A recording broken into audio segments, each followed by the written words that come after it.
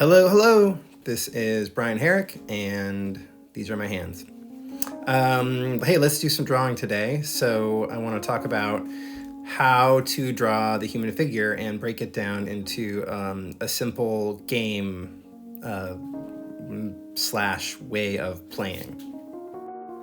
I think it's always helpful to think of every drawing as an experiment that will probably fail, and that just helps sort of like take the pressure off. So get ready to make some mistakes. Okay, first of all, what I'm doing here is using a pink marker to make these shapes. So I'm starting with a pink marker. I recommend a light color marker or colored pencil like yellow or pink, maybe even lighter than this. I just use this so you can see it on the video. But what I'm doing here is starting with the basic shapes. I think it's helpful when you draw anything to reframe the object that you're drawing as shapes. So think about what the shapes are. In this case, people can be made up of these rectangles or circles. This one got a little out of hand. You may notice the legs kind of got all wonky, and I just sort of went with it and left it. And I'm gonna talk a little bit later about how I've cleaned that up. And then I've moved on to this one. I'm using cylinders instead of rectangles. So that's another way that you could break the human form down, are these like cylinders, sort of like cans or something, or tubes. There's another thing I'm doing here in terms of composition on the page where I'm just sort of playing around with filling my page up. So it's like that's how I'm deciding what the poses are doing, is I'm trying to put the figures on the page to fill all the blank space. Remember, composition is how things are composed on the picture plane. So it's nice to think about the root word of composition, which is compose. How are you composing your picture or drawing? I'm not thinking too much about what these people are doing, but I am choosing dynamic poses. They're not just all vertical with their hands at their side. I'm trying to play around with, anatomy and where things are going. So I'm thinking about, where are the arms going? Are they forward? Are they back? Are they bent? Remember, the arms come out of the shoulders. And the shoulders are in the corners of the rectangles. That's one thing I notice a lot with beginning artists, is they'll draw arms coming out of the side, like the middle of the torso, like around the rib area. So it just helps to, you can put your hands on your shoulders and think about where things are when you're drawing. And I'm not using reference pictures or photographs. I'm just having fun with this and experimenting with it. So I had some other white spaces here that I'm really trying to get. I'm changing scale now. Scale is how things are in proportion with each other. So it could be that these people are far away or they're very small. It's up to you to think about.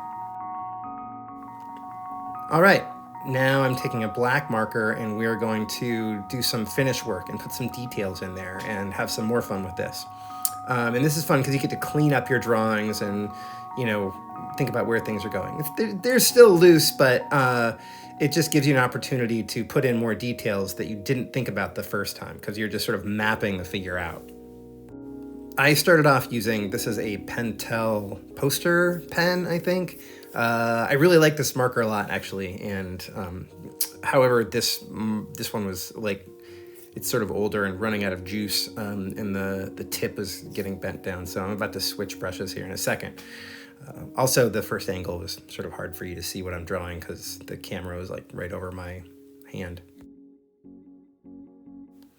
So now I'm adding in things like clothes and shoes and I don't know, I think I sort of fall back on t-shirts a lot of the time, so there's not a lot of detail in here in terms of clothes in this one, but you could mess around with costuming as you go.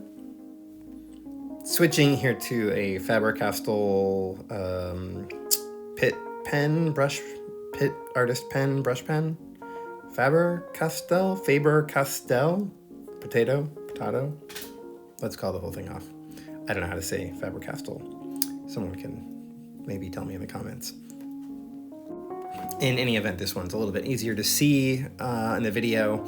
And so, yeah, just throwing in more details. And, with the faces, I've got some really simple cartoony faces. Using hair to indicate motion. So that hair is sort of sweeping back in the direction of the body. I guess this person looks kind of like they're flying, perhaps. I don't know. Just having fun with it.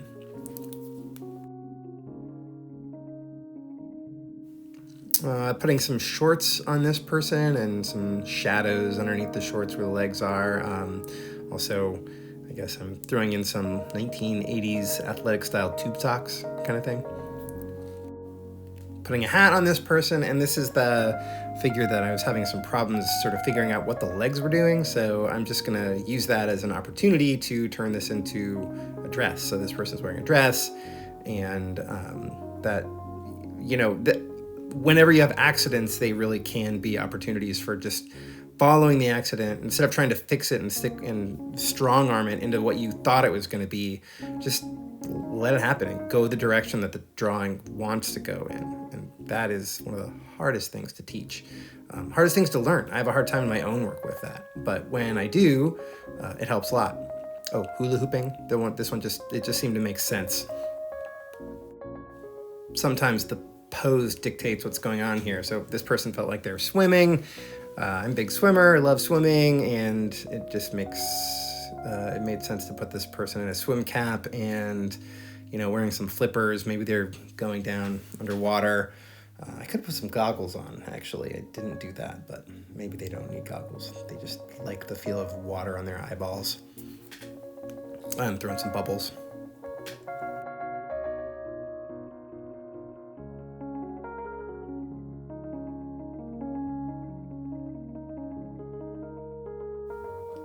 I didn't do a ton of shading on this, but you could play around a little bit with where the light source is, and there's some shadows on the leg here. And then with a couple of these, I started putting shadows underneath the body as well on the ground just to indicate where they are.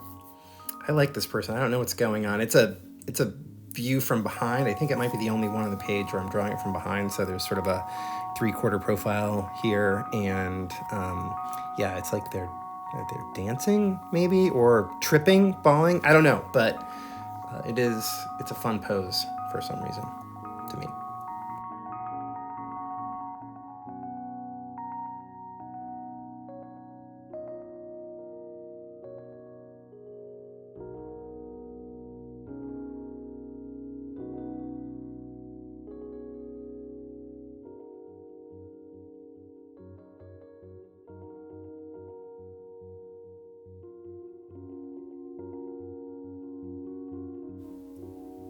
I guess this person is doing a crab walk or something. I don't know. They look happy about it. Whatever's going on. Maybe they're just doing some core workout exercises. This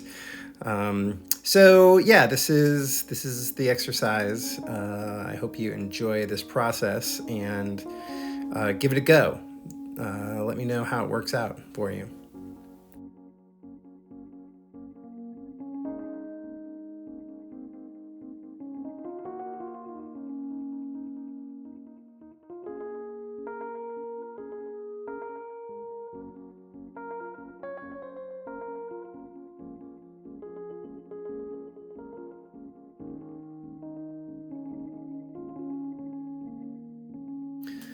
You could do this exercise over and over again too, and you focus on different things. You could use reference photos if you really wanted to. You can even draw on top of reference photos and put the shapes over them.